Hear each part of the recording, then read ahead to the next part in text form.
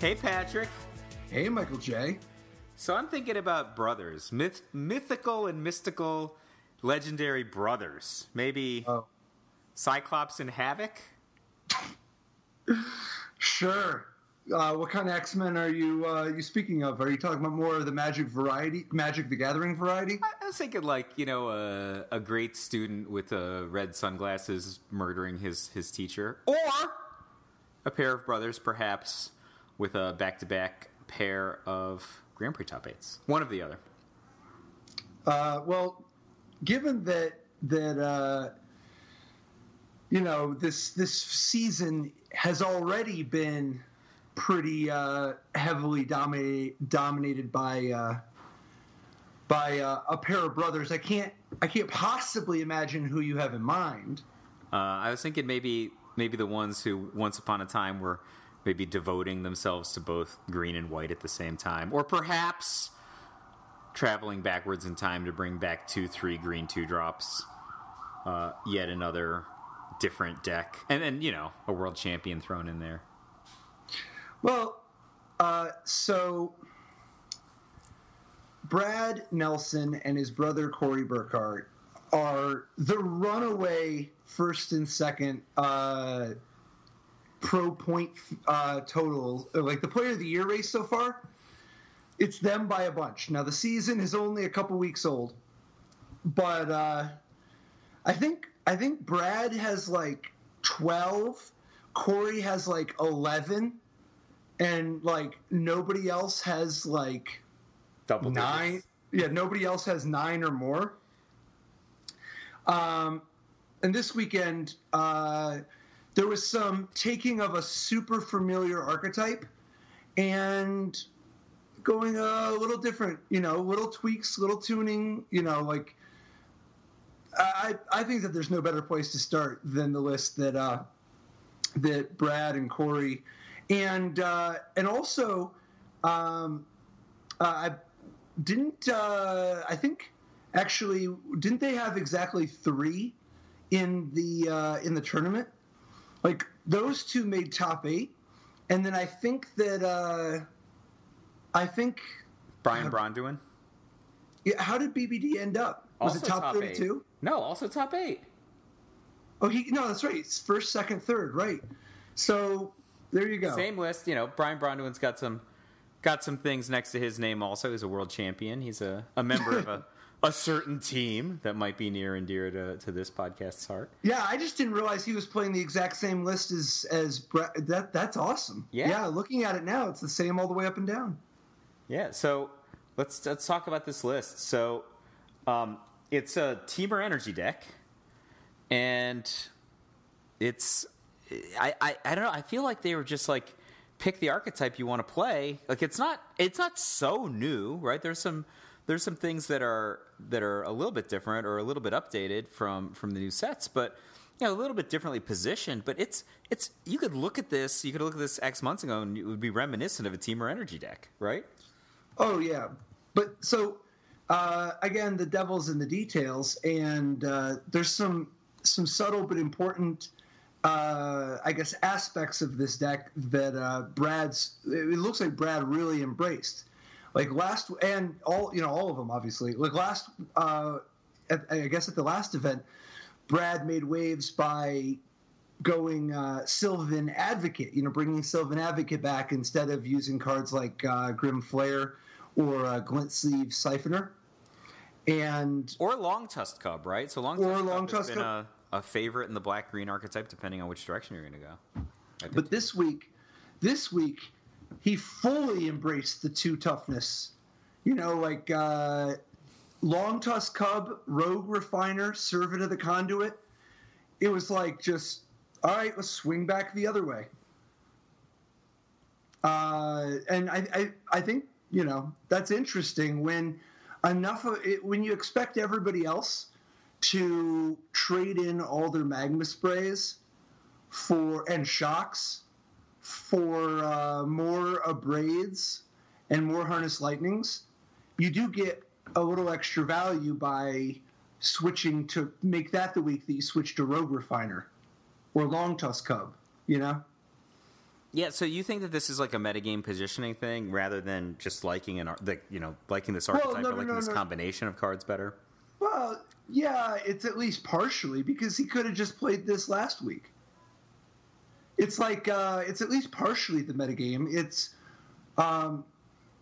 like, for instance, if you look, his deck has 2 Abrades and 4 Harness Lightnings in the main deck.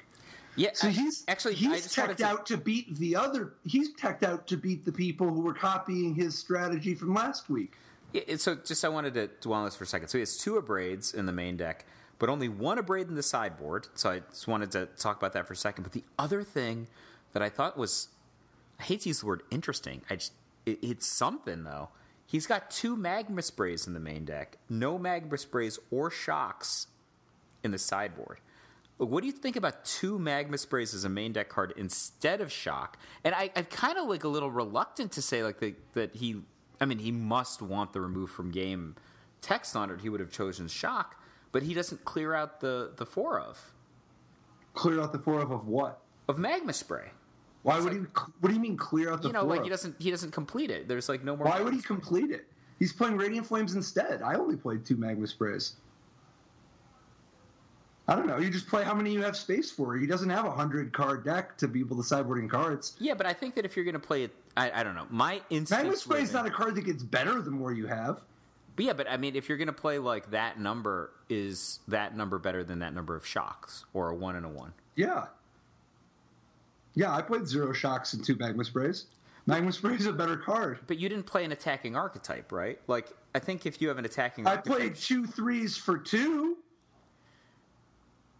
All I'm saying, man, is that there is nothing mystical or magical about Magma Spray that makes it so that you would be inclined to go 4 of if you're going to do any. It makes no sense. There's no reason.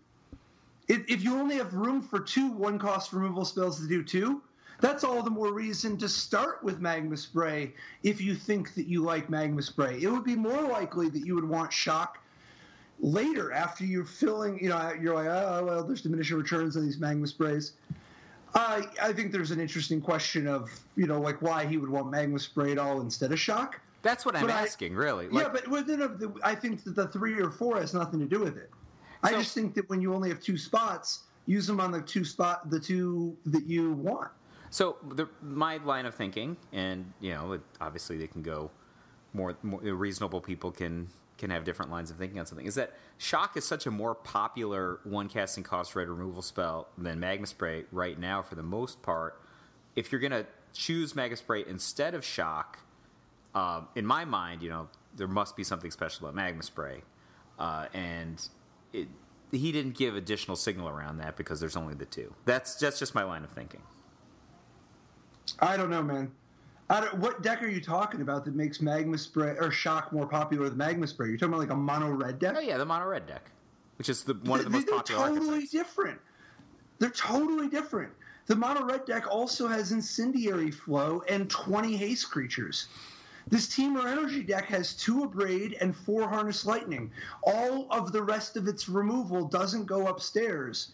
And even then, in this spot, this is a deck that is clearly better positioned for winning a mid-rangey game against the red decks. Like, I don't know.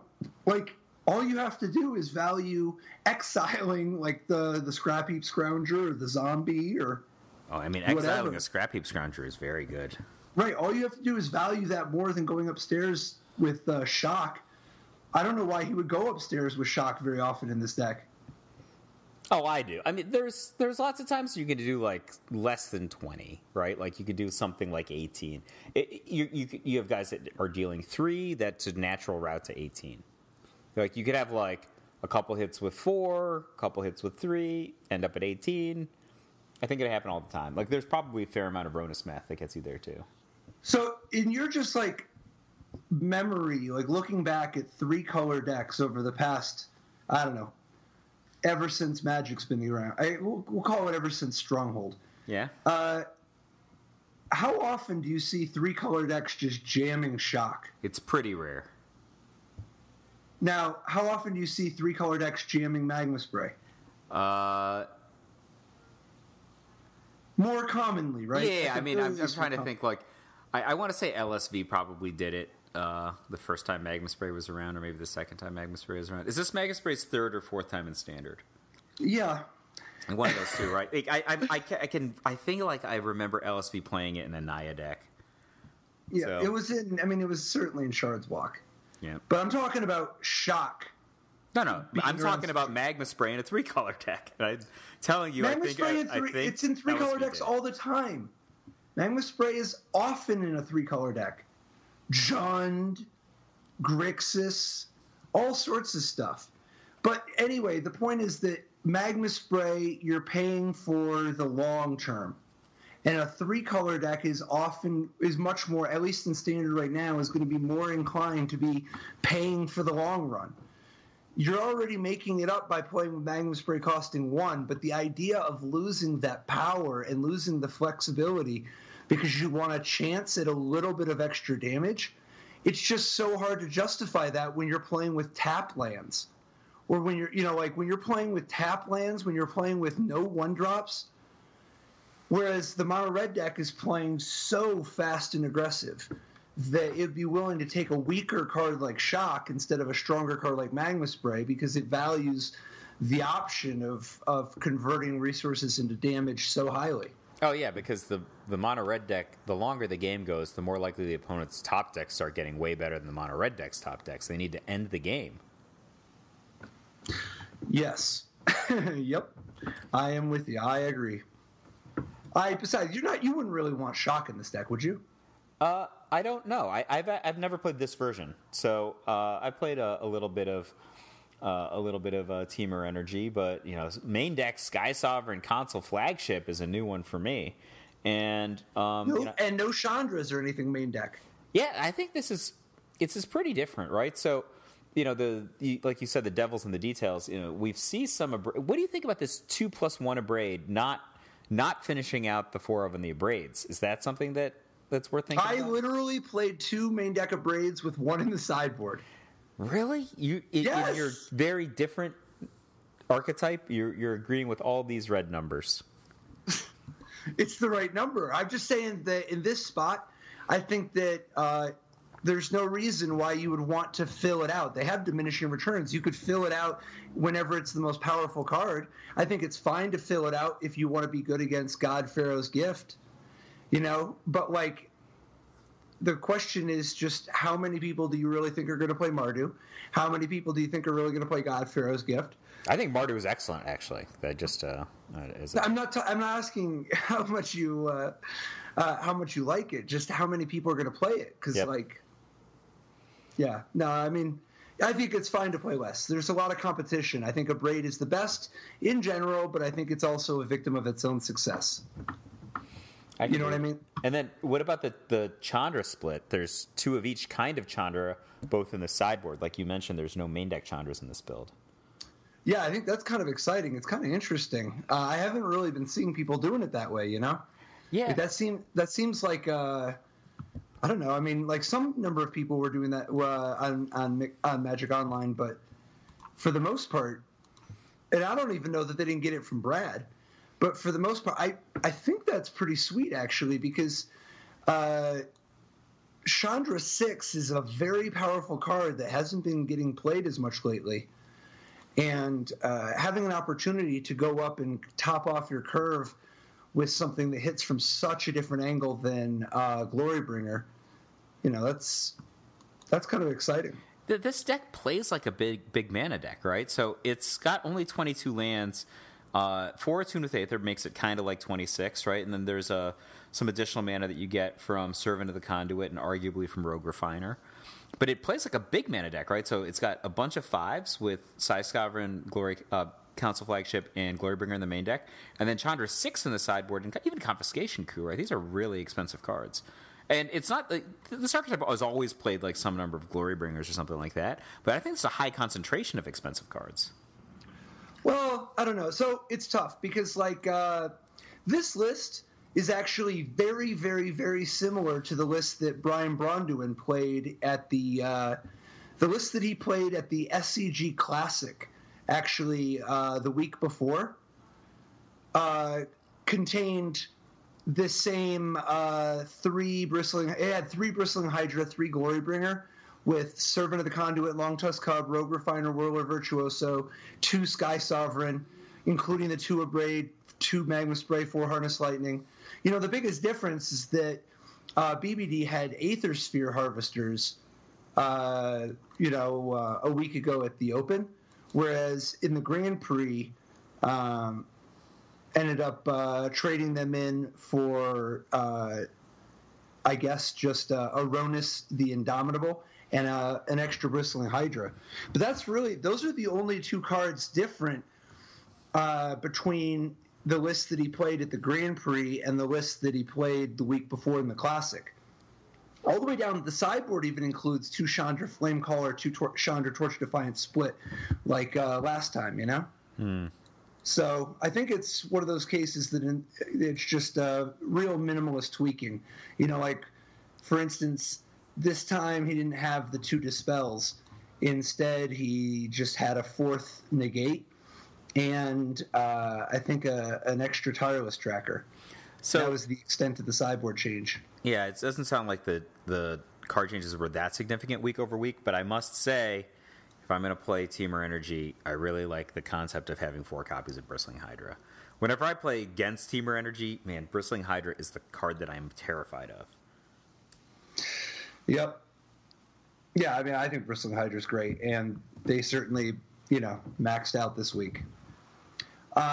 So, on the whole, I think this is a fine choice, but I think it's, fairly stock Temur Energy, and I think that once everybody slants their decks to be good against it, we're going to find out from Brad next week. No. There's actually not that much of this format left, though, right?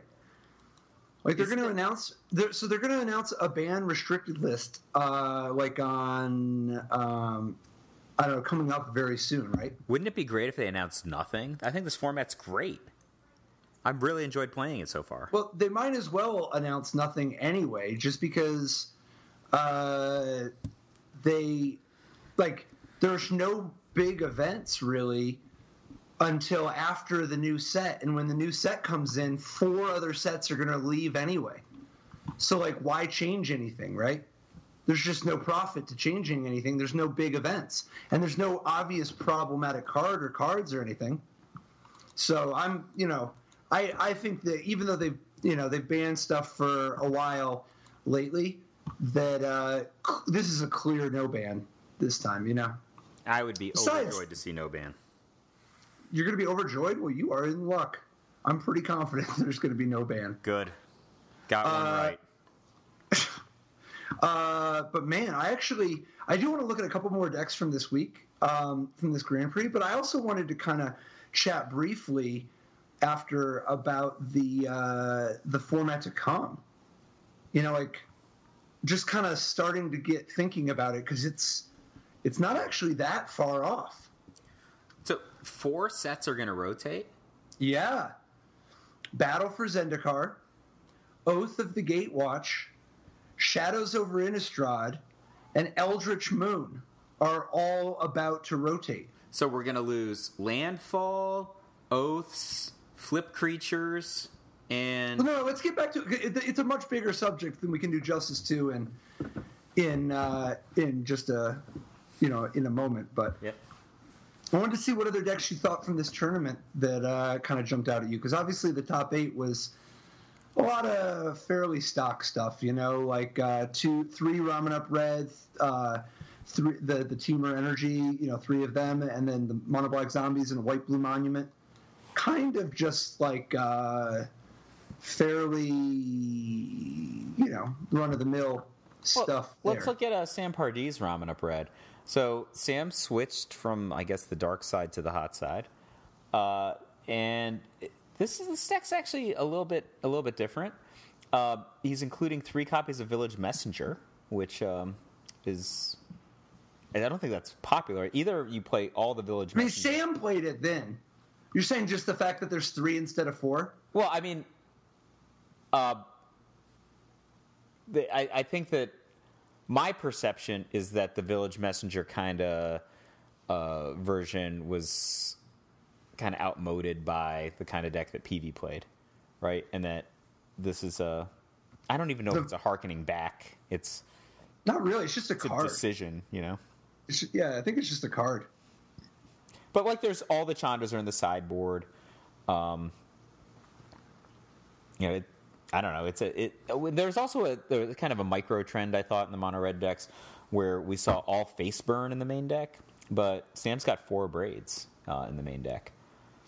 And I don't know for certain, but as a guy who sees Sam Pardee bashing all these other local Denver God-Pharaoh, everybody, like a lot of people in Denver played God-Pharaoh's Gift. And I think Sam, you know, I don't know. I wouldn't put it past him. Got to be ready. You got to be ready to beat the other Denverites. I mean, a braid is just an insanely good card, right? Like, yeah, of course. It's the best. Ish. Yeah, but there's nothing super different about this deck, right? It's all cards we've seen. I think, like, there's Cut to Ribbons, which has no backside in the sideboard. 24 lands with no extra lands in the sideboard. I think Sweltering Suns is a little atypical, especially for a Village Messenger deck. Like, I assume you take one. Transformation. Yeah. Yeah. But I think that if you're going to do that, you tend to have more land in the sideboard because, you know, probably going to go to Chandras and Glorybringers and maybe Harvesters getting slow. But it's not so different. None of it's so different. Yeah. Yeah, so I guess I think that some of the more interesting decks were actually in the top 32. Well, actually, before we jump go ahead. Let's look at Gregory Mitchell's White Blue Monument deck, this is very reminiscent of the Jerry Thompson type build, right? I really like this deck. It's been a while since we've seen it perform at a high level. Just kind of some of the notes that I think are interesting about it. So the central card in this deck is Oketra's Monument, which is a legendary artifact, costs 3, makes your creatures cheaper, and gets 1/1 creature, white warriors when you play creatures, right? And so the deck has a ton of creatures, including a bunch of value creatures like Bygone Bishop and Cloud Blazer and Spell Queller. And so the whole goal is to accumulate a bunch of power. You can accumulate power by playing more creatures than you're supposed to be able to because they're coming out cheaper and getting additional token creatures. There's 2 things that you get out of it which are really powerful. One of them is really consistent capability of flipping Westvale Abbey. So it's just very trivial to get Ormondal online in this deck, which is awesome. So there's 3 copies of Westvale Abbey. And the other thing is that this deck has Dusk to Dawn. This version has 3 copies in the main deck as well as 1 in the sideboard. And Dusk, it just basically kills nothing in your deck, kills a lot of stuff in the opponent's decks, and then Dawn rebuys all the stuff that died anyway, right? So I think it's I would hate to say like an underplayed card because it doesn't fit into so many archetypes, but it's fantastic in this deck. And I think like the combination of Westvale Abbey, Dusk to Dawn, value from Bygone Bishop and Cloud Blazer really put together a very different deck that it has a different feel, I think, than so many other decks in Standard, where even if you're talking about Temur versus green-black versus mono-red, I feel like a lot of those decks move in a similar direction or trying to achieve similar ends, even if they're different colors or have different specific cards. And from the other end, like blue-red control, Approach the Second Sun's blue-white control, is some of the Jeskai or Nicol Bolas type decks. They're coming at it from the other direction, but they're very, at the end of the day, the Nicol Bolas deck and the Approach the Second Sun's deck, they're not so different, right? They're very close cousins to one another, coming from the other direction. But I think this deck it's so different than either of those 2 directions in terms of the viable decks in Standard, and I think it's a cool Standard that lets us do these different directions. I do think the 4 authority of the consoles are well used here. And that's a card we've obviously talked about, at length in previous episodes. But authority is it's such it's jumped in value so much recently. which I think is interesting because I would think that Authority would be at its height when we were worried about getting attacked by infinite cats, right? And it was only like medium popular against infinite cats. But that wasn't even like really that much different than any of the other stuff, because like at the end of the day, those people can get rid of it, and it doesn't actually exert any pressure on them. If you play it, whenever you play it, even turn 1 against a red deck, it just starts gaining a big advantage immediately. Yeah, it's great against red decks for a couple of reasons. One of them is that red deck, one of its defining characteristics is just so many of the creatures have haste. And then blunting the haste because the creatures come into play tapped is just right there is huge, right? Because they're basically overpaying for everything against Authority. God forbid 2 authorities, right? And then separately, the life gain is relevant. But I've played a lot of different decks that have Authority of the Councils in the sideboard in the last couple of weeks, and it has many applications outside the red deck. I always bring it in against God-Pharaoh's Gift decks because it blunts the haste from the God-Pharaoh's Gift itself, which could be a big deal. And one of the things that's subtle but really, really powerful is it's pretty good against Mardu, because if you're playing a deck with sweepers, so this is a deck that's got Dust to Dawn, for example, as a sweeper, or a lot of the other white decks that play Authority of the Councils have cards like Fumigate as sweepers. The problem when you're playing against Mardu is you sweep them, but then they have like a vehicle in play, so they can smash you with the vehicle, even though you just swept them. Authority of the Councils makes their next creature come into play tapped, so they can't crew immediately. And that's like it's a small thing, but like the fact that you can tap out for a Fumigate and then not take it in the face from a Heart of Cure in the next turn is actually a big deal in terms of not losing immediately to Mardu. Sure. Yeah, and it's not like it doesn't have other applications against Mardu anyway, whether it's Glorybringer, Archangel Avacyn, Gideon being able to protect itself. Oh, yeah. Anything. It's great against Glorybringer. Obviously, like, Glorybringer is so expensive for, it's played in a bunch of different archetypes, but it always costs 5.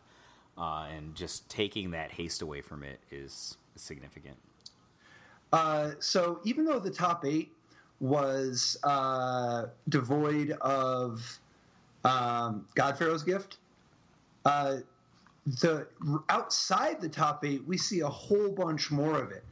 9th place, 10th place, 11th place, 12th place, all the way down. There's a whole bunch of different, mostly, so a bunch of the American pros, I guess, like Mike Sigris, Corey Burkhart, and Owen Turnwald, and Andrew Beckstrom all played the same Jeskai Champion of Wits, God-Pharaoh's Gift, Gate to the Afterlife deck. And it's interesting, I was talking to Andrew today, he said that they actually distributed their wins just about as inefficiently as possible. Regarding like the like how many of them could all get this many. Like, it would be very, very difficult. I think they were only one away from having the maximum possible number of wins without putting anybody in the top 8. So that's actually interesting. It's like an undervalued stock, right? So this might be the next exactly. This is right the time to jump onto this, because if it didn't make any top 8s, people don't have it on the radar. That's where all the value is. Well, and in particular, what's interesting is the highest finishing God-Pharaoh's Gift deck, 9th place, Edwin Ing, playing white-blue. I apologize in the last name, but white-blue with the refurbished style. And 10th place, we have, it's not God-Pharaoh's Gift, but it is another graveyard deck with Champion of Wits, but it's more of a prized amalgam, Stitchwing Scab, advanced Stitchwing type of build. And I think that these two are going to get the focus for a lot of people. A lot of people are going to be looking at these two, and they look like two such different styles. So it's not until you get to Corey Burkhart at 11th, who's actually playing the same, the same Jeskai as Mike Sigris and Owen Turnwald and Andrew Beckstrom, and I think it's just there's a decent chance it'll fly under the radar compared to how great of a weekend they had. So let's talk about all these decks. I'd actually like to start with Ivan Espinosa's Zombie Emerge Blue-Red deck for a sec. Sure. So we've seen decks like this, right? So it's had some Grand Prix success in the past in terms of top eights. And I think a lot of different pro teams explored the Blue-Red Zombie Emerge deck for Pro Tours, but typically went other directions. And it's a deck that's gotten strengthened from a couple of different directions. First of all, the banning of Aetherworks Marvel has opened up some space for it. But separately, it's got two key cards, and I almost feel like Espinosa or other blue-red players could embrace the cards even more moving forward from the most recent set. And those cards are, of course, Champion of Wits and Strategic Planning. And I mean, really? I see. I would have put money down on Ipnu Rivulet hitting your radar. I think Ipnu Rivulet is like a crucial new addition, and I would actually play even more. It's like the Jeskai, that whole Jeskai contingent. They had room for, depending on which one. I mean, Sigris played the full 4, and Corey played 3. And being able to play so many, despite like Owen played 4, and Beckstrom actually he also played 4. No, he only played 3. But to like Ipnu Rivulet just seems like it's so good for this deck. Well, in fact, Ipnu Rivulet's better in this deck, I think, than in some of the decks that have white. Just because, I mean, not necessarily the Jeskai God-Pharaoh's deck, but there are white-blue decks that would want to play Ipnu Rivulet, but limit the number of Ipnu Rivulets that they play because of the effect of having fewer islands has on their dual land packages. But that's not something that a blue-red based deck actually has to worry about, so they can actually just play more in place of islands. It's actually an actual thing. Like, if you have fewer islands, it's harder for you to have your lands come into play untapped, Yep. In blue-white. But it's not a factor here. So you think Ipnu Rivulet's just one of the key cards that's helping to enable Zombie Emerge? It's tricky because, I mean, being able to save the damage compared to Island, it's, like, you're absolutely right. There's not that untapped need here. It's just damage. That, I don't know. I don't know what the right line is, but my instinct is to want to play more.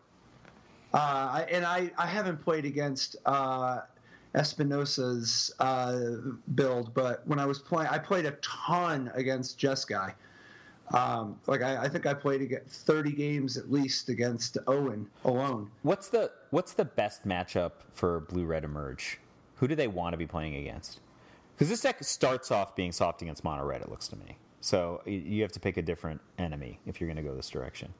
Well, it's definitely Temur. I assume that it's just Temur Energy. Like, the purpose of this deck is to beat Temur Energy, I think.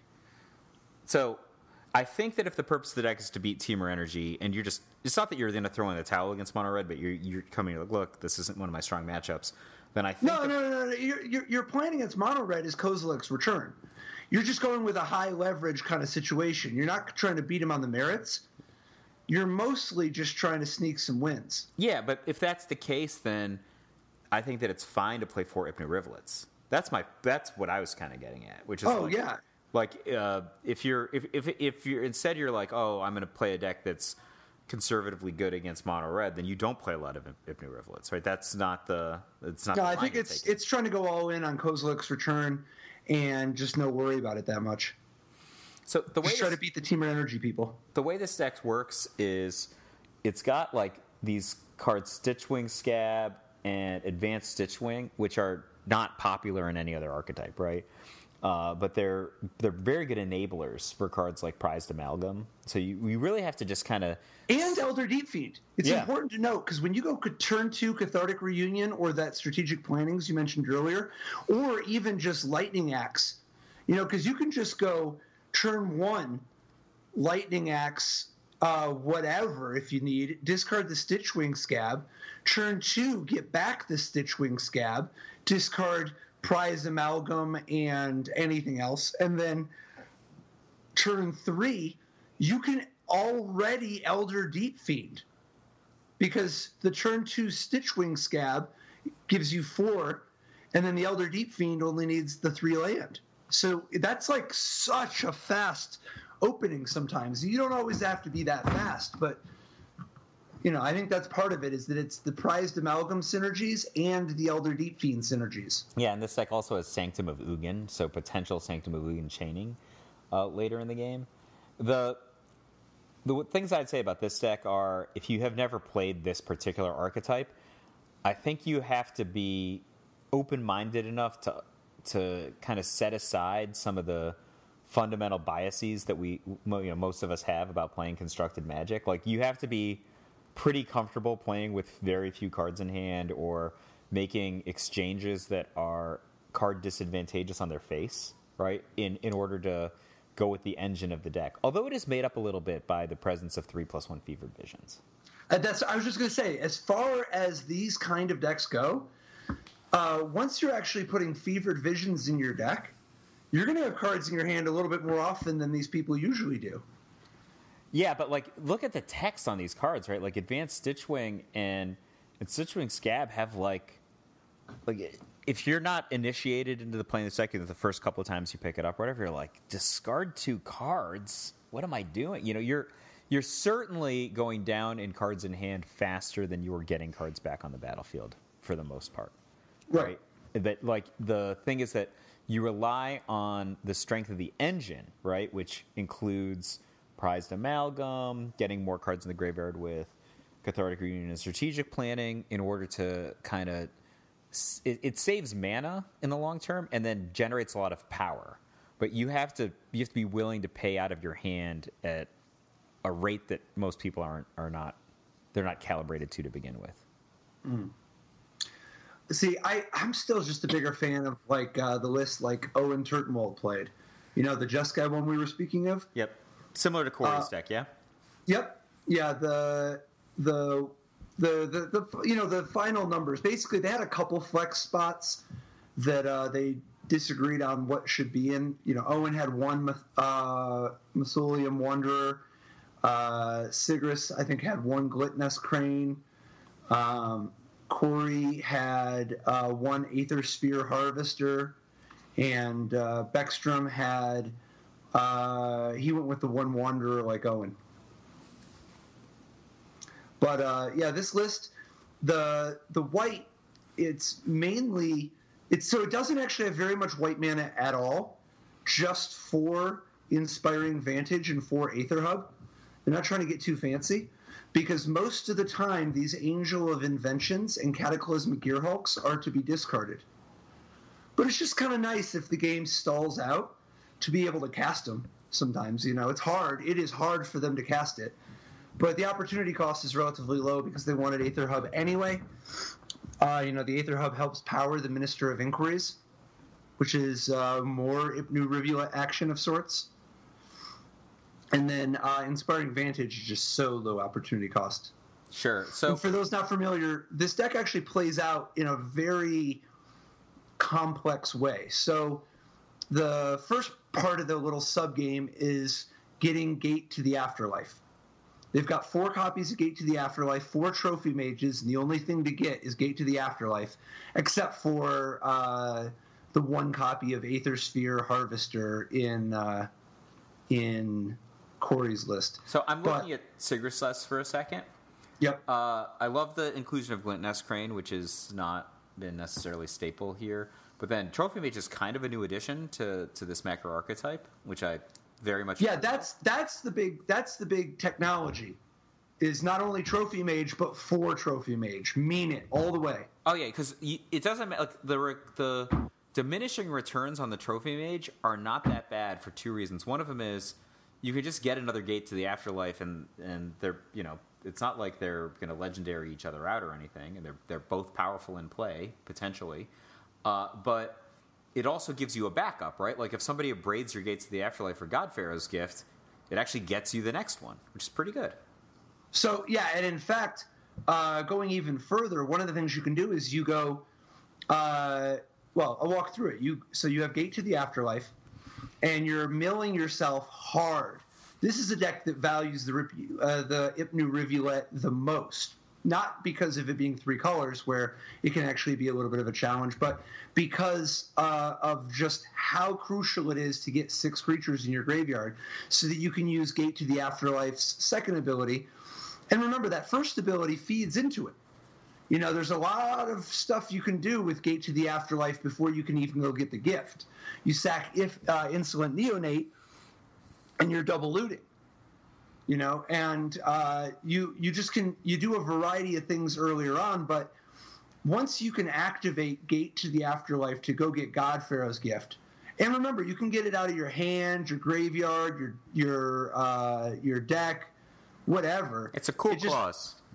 It makes it so that you can just have, in this case, 2 God-Pharaoh's gifts and not get stuck with it the same way. You know, and they have 2, partly because it's just so good to draw. It's not, you don't really want to draw it, but you can still just cast it. It's not the end of the world. But partly in case it gets exiled from like banishing, you know, like from cast out or anything like that. But once you have the God-Pharaoh's gift in play, things get crazy. They spiral out of control quickly because God-Pharaoh's gift takes no mana to activate. And it doesn't target, which is an important thing. So if your opponent has the Scarab God, they can't just stop your God-Pharaoh's gift with a activation. You know, if you only have 1 creature left in your graveyard, then they can get you. But like if you have 6 or 7 creatures, they have to choose what they want to take. If they let you choose, then you get it. And once you start getting stuff back, the game spirals quickly. First of all, that Trophy Mage we spoke of, that's one of the most popular things you do against people with a Braid or other artifact destruction.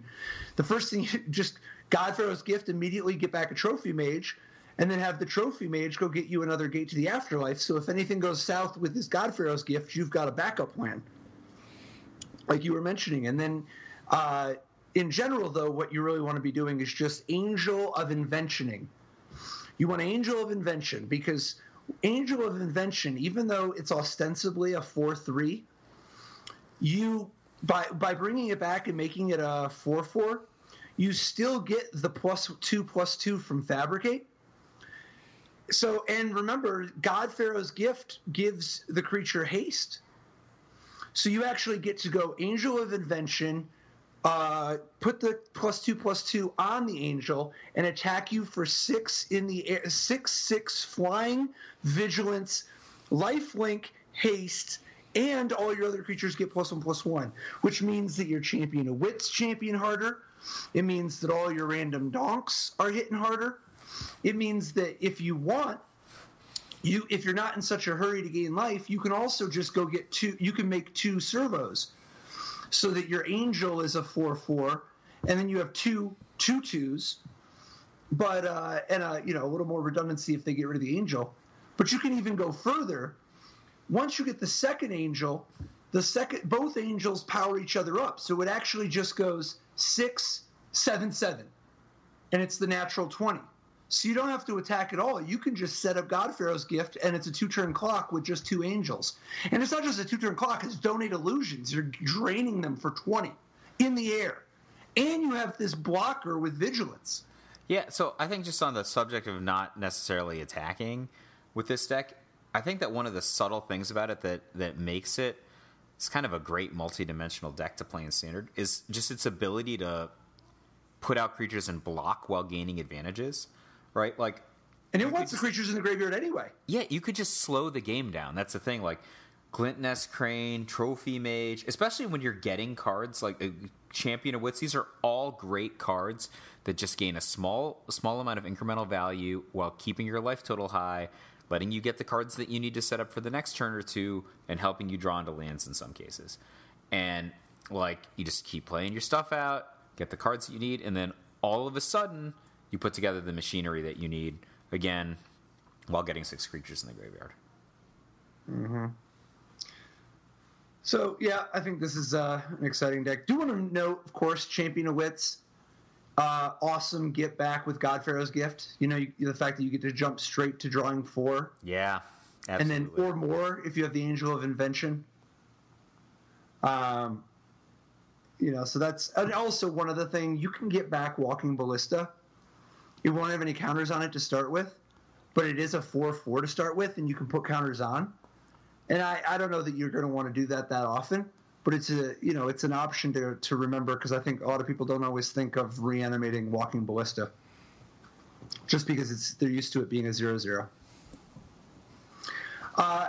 As a person who has gotten to play a ton of games against Owen playing this deck, one of the things that I am pretty confident that I was able to conclude from our games, this deck really struggles against a deck like Grixis with main deck Kalitas and the Scarab Gods. I was just packing tons of the Scarab God and Kalitas, and man, that is tough for this deck. That is really, really tough. Yeah, because their whole agenda is to get cards in the graveyard. If you're preventing them from either getting cards in the graveyard or keeping cards in the graveyard. Plus abrades, too. Abrade is great. Like, even if they've got their engine online, right? If there's nothing to fuel it, then haven't left the garage. One thing I did notice, though, it kind of surprised me how resilient this deck is to Abrade. And I think that's, really just Trophy Mage is doing. Well, yeah, but Gate to the After... So, like we said, redundant Trophy Mages get non-redundant Gate to the Afterlives, and Gate to the Afterlife can get God-Pharaoh's Gifts out of the graveyard. So even if you have Abrades, it doesn't necessarily spell doom for the engine. Mm-hmm. And actually, so speaking of the Scarab God, there is one last GP deck. Michael Jacob finished top 30. He finished 18th, actually, with Temur Energy. But the main differences in his list compared to, like, BBD and Brad and Corey Baumeister are the use of 2 copies of the Scarab God instead of a 3rd Glorybringer, and instead of a second Sky Sovereign. Now he also has a couple other things, like he's got 2 main deck Chandras and only 1 Magma Spray. But for the most part, the big thing is to the Scarab God. What do you think about that? Oh, this is really cool. So he's supporting it with just 1 copy of Blooming Marsh and 1 Swamp, and the Swamp and 4 Aether Hubs, of course, and 3 Servants, right? Yep. But I'm just talking about like those kind of cards would be present in non-black versions of Temur Energy also. But of course the Tune with Aether helps him get the Swamp, so it's less of a big deal. I think that's really cool. One of the things that I like about it is that the Scarab God itself is such a resilient threat, and one of the ways that you could potentially shut down an energy deck, especially in game 1, right? So in sideboarded games, all these guys have got 4 negates and some number of dispels coming in. But in game 1, if your just strategy is to go, Fumigates, Descend Upon the Sinful, to some degree, Blessed Alliance, these kind of cards, Hour of Devastation, these kind of cards are super effective against Temur Energy, even Bristling Hydra, because, Hexproof doesn't do anything about Fumigate.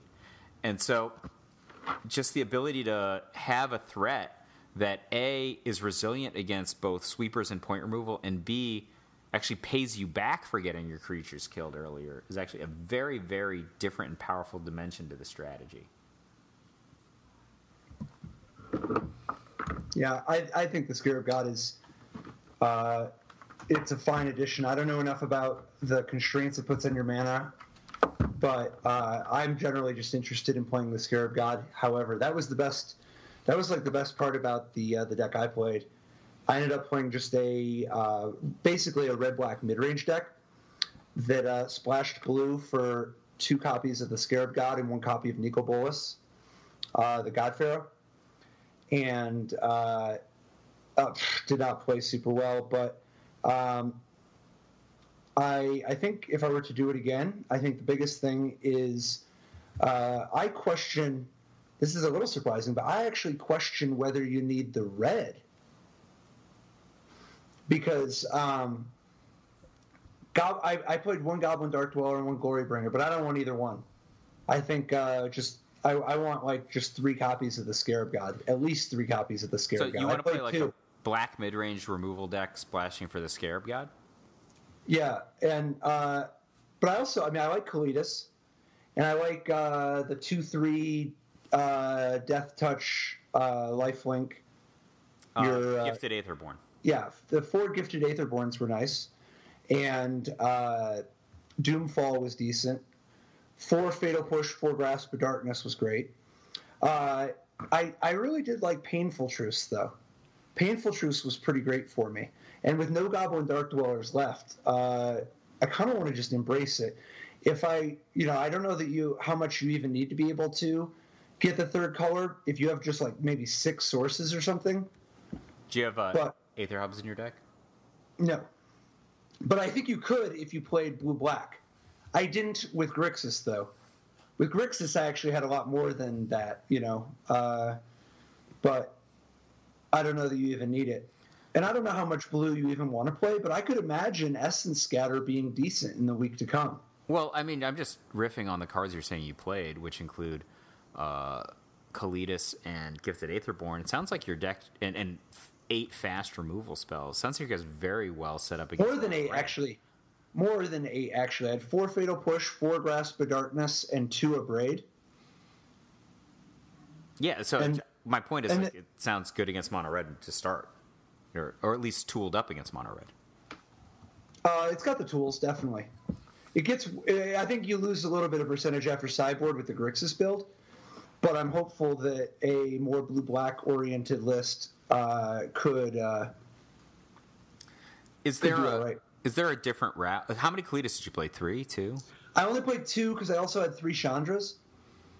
But I think that if you just play blue-black, then I think you can play 3 or 4 Kalitas. Would you consider playing strategic planning in this deck?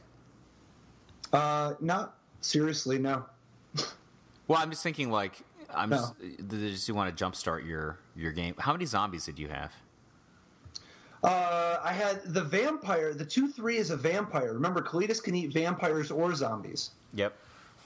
And then the Scarab God obviously keys off zombies, but my only zombies came from the Scarab God or Kalitas. I was just thinking about the unsummon that also has the discard thing. I was thinking that might be a thing to try, but maybe not.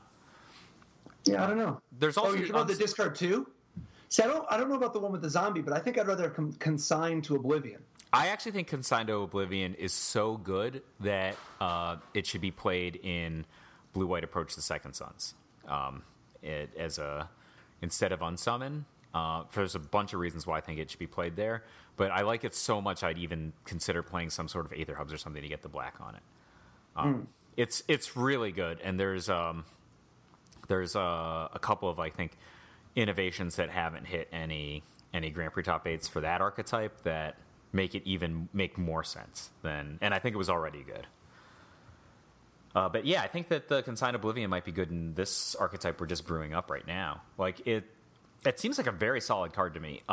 One of the things that I liked about it is its ability to interact with cast out at instant speed.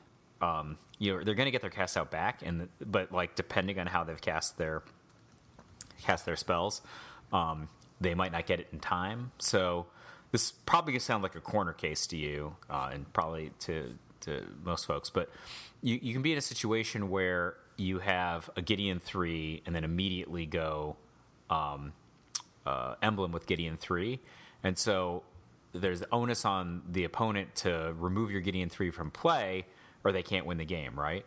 But that Emblem's really, really powerful if they don't have an archetype that's good at attacking Planeswalkers. So, then cast out becomes really important. They can go cast out at the end of turn and then cast Approach of the Second Sons on their turn, for example, to win the game. You can respond by bouncing the cast out. You once have a Gideon in play, and then the emblem turns back online. That's just one implementation of why I think it's pretty good. You had mentioned strategic plannings earlier. Yeah. What are you wanting to jumpstart? In the black-blue deck? Yeah. It got a couple of things. One of them is I don't know how many non-defensive 2s you have in your deck, like other than Gifted Aetherborn, so that I would want to have something to do if they're not giving me a target. And separately, just getting cards in the graveyard or kind of picking the card that I want for my next turn to play is pretty valuable. But why getting the cards in the graveyard? For Scarab God. That's no. That's not how the Scarab God works. The Scarab God, you do not need to worry about what to reanimate with a Scarab God. Whatever, like, for the most part, whatever your opponent has, that's good enough to take. And they only need to have one. And by the time the Scarab God comes down, somebody has something. It's not like you need selection. Most of the power is coming from the fact that it's a 5/5 that can't die and makes 4/4s every 4 mana you spend that are also that are doming your opponent for 1 and scrying harder. You do not need to feed the Scarab God at all. If anything, you might be interested in filling the graveyard for the purposes of helping find the Scarab God so that you can Liliana it back. But I don't think that you want to spend your mana that way. I think you really need to spend your mana furthering your game plan. How many Lilianas did you play, or would you advocate playing? 4. No, how many did I play? I played 4. I think I played 4. Maybe I played 3, but I think I played 4. Liliana was fantastic. I would play 4. Would you splash for Bolas in this deck, even if you're just black? Maybe it was 3. Like, no. Bolas is a completely different dimension. It is. I don't think so. Maybe you're supposed to. It's possible, but so far I haven't seen anywhere in all my games this weekend the Scarab God was better than Nico Bolas at every point. The Scarab God is absurd, and it's going to be so ridiculous once the rotation takes place. Would you consider, since you're cutting red, to go with light permission around Censor and or Supreme Will? Is that something that you might want to go in this black-blue deck? I think you want to tap out. Gifted Aetherborn, Liliana, Kalitas, Painful Truce, the Scarab God. I think you want to be tapping out. If anything, I'd rather play like Drana, Liberator of Malakir. So, I mean, it sounds like similar to the mono-black Vampires archetype, just splashing for the Scarab God, then. Sure. I would splash for the Scarab God in basically every deck. I think the Scarab God is ridiculous. Yeah, I've played against it a fair number of times now. It's pretty fun. Yes. It's powerful. I like it because it changes the complexion of the game. And in a way, it's just like, now the game is about this fairly novel thing, right? It's just not the kind of, it's like not, I don't know if that's the right word, like not repeatable. It's obviously repeatable because you can play against the Scarab God again, but it's novel relative to what most of the dimensions that you're playing in Standard are. And especially, you're talking about playing it in decks that have other things going on. Like, here's a completely separate thing that's interesting it can do. Yeah, I think that the Scarab God is sort of like the Scorpion God, but my black-red deck that would be in the market for the Scorpion God instead messed up its mana because the Scarab God is so much better. Man, all these Bolas gods are cool and powerful and have seen play. Oh yeah. I think they're all decent. I just think the Scarab God's in a league of his own. Nico Bolas is so big of a impact and from a slightly different dimension, and people play with exile effects. I would not hate having one Nico Bolas in addition to 3 the Scarab God. I think that the Scarab God is where I would want my main focus to be. The thing about cutting red, though, it changes I think a lot of your defensive capabilities, right? Like, you lose the ability to Does it? Abrade, Magma Spray, and Radiant Flames are all pretty good effects that that are hard to replace. Yeah, I don't know that I'm actually going to end up wanting to cut the red entirely. Maybe just move away from Chandra, Glorybringer, and Goblin Darkdweller, because Radiant Flames with Gifted Aetherborn is actually really nice. It's so nice that you can play Radiant Flames as a sweeper against all the 3 toughness stuff you want to kill. But whenever you happen to have the Gifted Aetherborn, which you want against those people anyway, you can actually let your Aetherborns live. And the fact that you can cast Radiant Flames more easily than a card like Sweltering Suns, that's also not for nothing.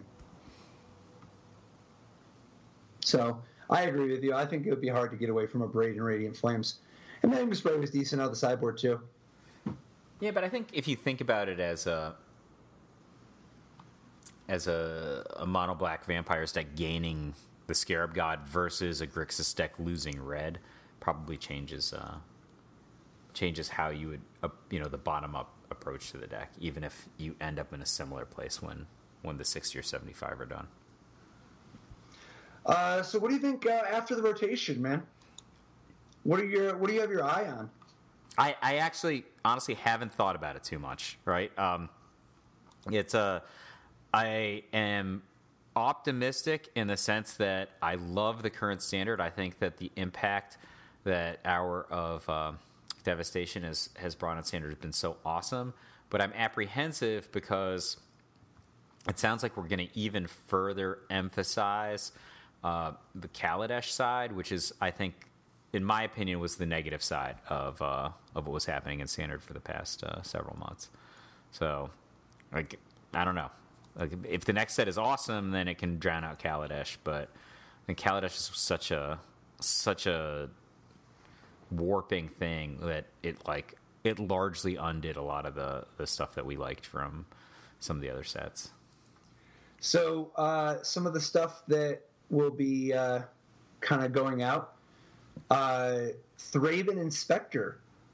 Wow. Thraben Inspector, the end of an era. That's like the first white card you put into so many different archetypes. It's even getting played lightly as a 2-of in Approach of the Second Sons decks right now. Mm-hmm. Archangel Avacyn. Yeah, that's a big game. Always Watching. Declaration in Stone. Eldrazi Displacer and all the other colorless Eldrazi, Thought Not Seer, Reality Smasher, Matter Reshaper. I'm going to miss each and every one of those guys. Selfless Spirit. Wow. Thalia's Lieutenant. Thalia, Heretic Cathar. Like, this is some pretty big stuff, right? Bruna and Gisela, right? Yeah. And, of course, Gideon, Ally of Zendikar. That's the biggest one out of white other than Thraben Inspector, I think. What about Archangel Avacyn? I think Gideon is a bigger impact than Archangel Avacyn, but Archangel Avacyn is obviously also a big impact. So there's some really big stuff there. Ormondale too, right? And that's just white. Westvale Abbey? Westvale Abbey, sure. But then how about Sylvan Advocate? And just came back. Yep, just finally back just in time to say goodbye. The Cryptolith Rites, occasionally that kind of stuff showing up. Ishkan, a Graph Widow. Oh, that's a big game. So all the Delirium stuff. All the Delirium stuff. So Traverse the Ulvenwald, Descend Upon the Sinful. Nissa, Voice of Zendikar. Oath of Nissa. Traverse the Ulvenwald. Yeah, like you had mentioned. It's so wild. Worldbreaker it's crazy. It seems like they just got here and suddenly we haven't had a standard where 4 sets rotated out in a little while. Oh, I'm going to miss a lot of these cards. Yeah. Tireless Tracker. Tireless Tracker is, I think, one of the most defining sideboard cards I can think of ever. Right? It's played in Legacy. It's in like the land sideboard. It's a card is like I don't think I was as sad when Siege Rhino rotated. Sad is the wrong word. Magic has to change for it to be fresh and fun, but I mean, I'm going to miss these cards. Goblin Dark Dweller, Falkenrath Gorger, Collective Defiance. Right. It really feels like some of these cards were new, right? Like Oath of Chandra. I love Oath of Chandra. Radiant Flames. So much. I think part of it is us just getting used to the idea of Battle for Zendikar and Oath of the Gatewatch being on borrowed time. Them being on borrowed time didn't actually extend to the time of Shadows over Innistrad and Eldritch Moon. And what do you think about Kalitas rotating out? Oh, that's a big deal. Collective Brutality, Crypt Breaker. Kalitas and Collective Brutality are both multi-format staples. Mm-hmm. A lot of big changes about to take place. It's going to be just wild to see what do people play in a Liliana the Last Hope. Obnixilis, Painful Truths, Oath of Liliana. Man, I'm going to miss Obnixilis. I love that guy. Mm-hmm. What are people going to play in a world with Kaladesh, Aether Revolt, Amonkhet, Hour of Devastation, and Return to Dominaria? That's... Well, I don't know what's in the new set, but my bias is probably around energy decks and red decks. That's my guess. And, Torrential Gearhulk, is he going to bounce back? He'll be around. It'll be interesting to see. Maybe he'll be best again. It's not like a Braid went anywhere, and Dissenter's Deliverance is still going to be around, right? But he's still got a lot of oomph in him. He's got Glimmer of Genius to buy back. And then, so Blue actually not getting hit all that hard. It wasn't a great year for Blue in Battle for Zendikar block. I guess there's Thing for the Ice and the Shadows of the Innistrad block era, but Jace, Unraveler of Secrets. But for the most part, Blue's not actually going to be hit too bad. It sounds like they keep their best guy, right? Yeah, maybe. Torrential Gearhulk. Another big thing, Shambling Vent, Needle Spire, Lumbering Falls, all rotating out. It'll be it's going to be interesting to see just how different of a format we're talking about here. I think that the Battle for Zendikar and Eldritch Moon is like one thing, but to also be losing Oath of the Gatewatch and I'm sorry, you know what I mean. To be losing Battle and Oath is one thing, but Eldritch Moon and Shadows, I think, is going to lead to the format being just a completely new animal. And I'm really not sure what that animal's going to look like, We'll have to see with the new set, too, right? The new set's going to be a pretty big wave going in. Yep. But let's say you're going to play this weekend. Would you probably be in on your black deck splashing for the Scarab God? I'd be trying to tune some kind of the Scarab God deck that's base black, maybe splash blue and red. Maybe just splash blue and some other color or something. I don't know. I'd probably be in for that if it's me. And if I'm recommending something to somebody going out trying to just maximize chances of winning this weekend, then I think I like Owen and Sigris and Beckstrom and Corey's Jeskai God-Pharaoh's deck.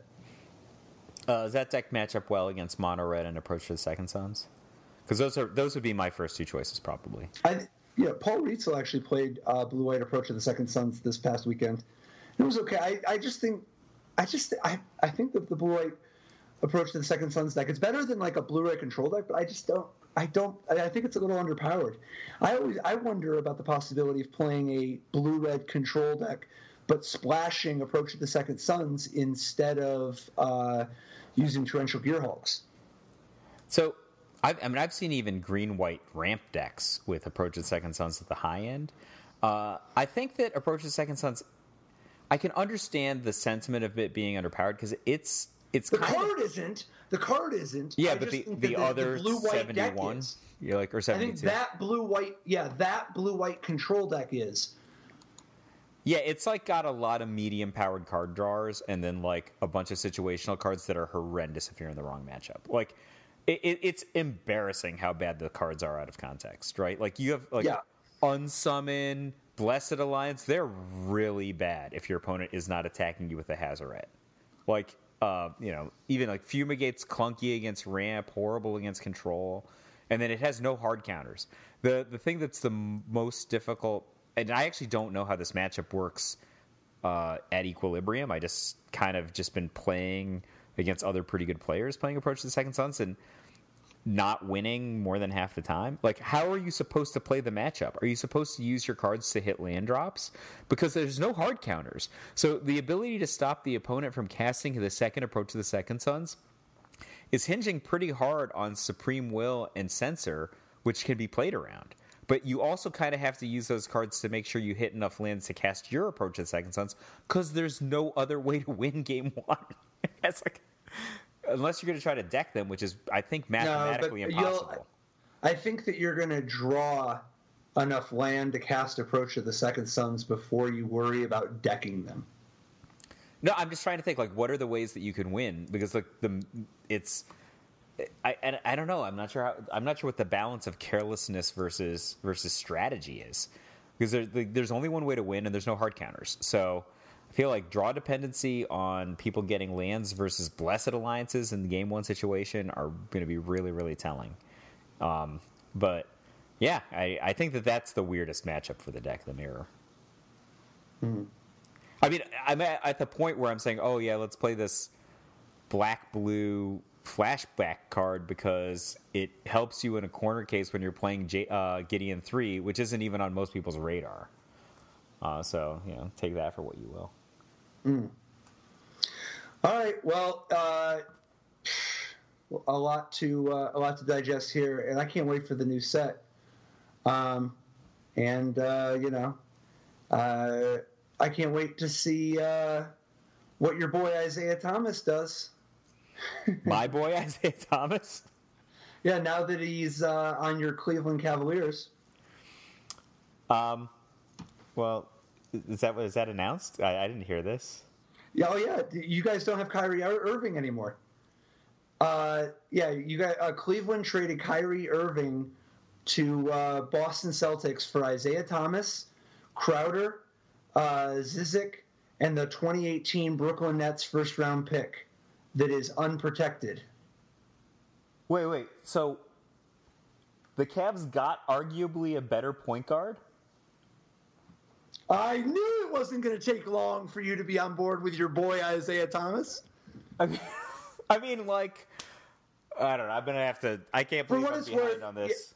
Yeah, so for what it's worth, Isaiah Thomas's contract is a lot worse than Kyrie's. But it doesn't matter. The Cavs are made of money. So Of course. But then we also got Crowder. Thomas, Crowder, Zizic, and the 2018 Brooklyn Nets first-round unprotected pick, which is likely a top 5. For just Kyrie? Correct. As, it's not confirmed, but everybody seems to be in agreement. This sounds like we fleeced them. The king works in mysterious ways. Wow.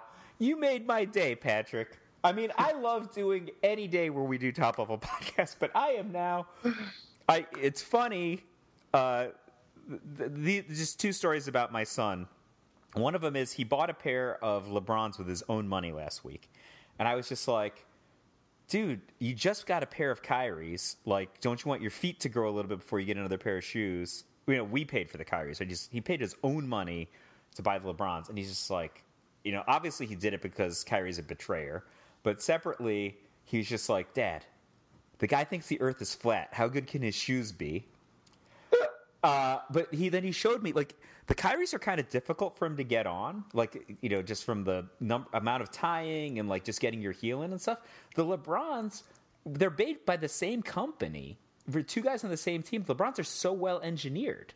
Like, it's just like, he slips them on, and he's like, zip, zip, pull, and they're, like, on perfectly. And he's just like, and they're just so much easier to get on. That's one. And he's been pushing Isaiah Thomas on me. He's like, no, Dad, I love Isaiah Thomas. And I'm like, dude, he's the enemy. He's Boston. He's like, no, he's 5'8". He says, like, this is who... No one gave him a chance. And he's good. And he's just been pushing this on me for, I don't know, a week. Maybe he knew something I didn't know. Well, there you go. All right. There you go. Well, it's looking like it's pretty... It looks like it's... that it's confirmed. Yeah. It's not confirmed, I guess, but it looks like it's a done deal. Well, thanks for telling me. I'm real happy about this. I like this. Sounds like we fleeced them. Well, I want to thank everybody for tuning in this week, and thank everybody who came up and chatted this weekend at the Grand Prix Denver.